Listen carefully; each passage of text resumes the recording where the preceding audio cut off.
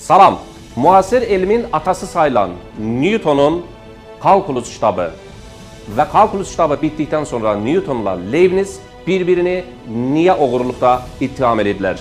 Onlar birbirini niye kırırdılar? 84 yaşına kimin subay olarak yaşayan Newton 10 milyon kəlmə istifadə eləmişdi öz həyatı boyunca və onun sadəcə 3 milyonu riyaziyyat, fizika barəsindəydi. Görəsən 7 milyonunda nə var idi? O kitablardan biri də Müqəddəs kitabın yozumu. Və görəsən Newton bu kitabı sağ ikən çap etdirməkdən niyə qorxurdu? Və bu kitabı çap etdirsin deyə öcəyi qardaşına vəsiyyət eləmişdi. Görəsən bu kitabın içində nə var idi? Newton hansı gizli təşkilatın üzvü idi? Newton hansı gizli elmlərlə məşğul olurdu və o nə cür hesaplamışdı və qiyamətin 2060-cı ildə olacağını bildirmişdi. Atatürklə Newtonu nə birləşdirir? Atatürk düşünürdü. Görəsən, türklər indiki yaşadıkları əraziyə Orta Asiyadan gəlmişlərsə, bəs Orta Asiyaya hardan gəlmişlər? Göydən düşmədiklərinə görə, yerdən çıxmadıklarına görə bunların mənşəyi hara gedirdi? Və bununla Newtonun nə cür bir ortaq düşüncəsi var idi? Mayalar və qızıldərilər. Bunlarla türklərin bir ortaq nöqtəsi vardırmı?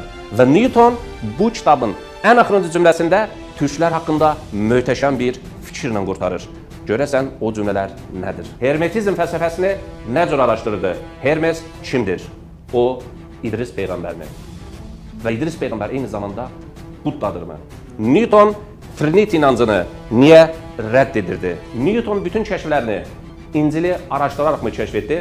Və ya Newton bu kitabında Daniel kəhanətləri deyilən, Daniel Peyğəmbərin kəhanətlərindən bəhs edir. Bəs görəsən, aslanların dostu olan Daniel Peyğəmbər kimdir?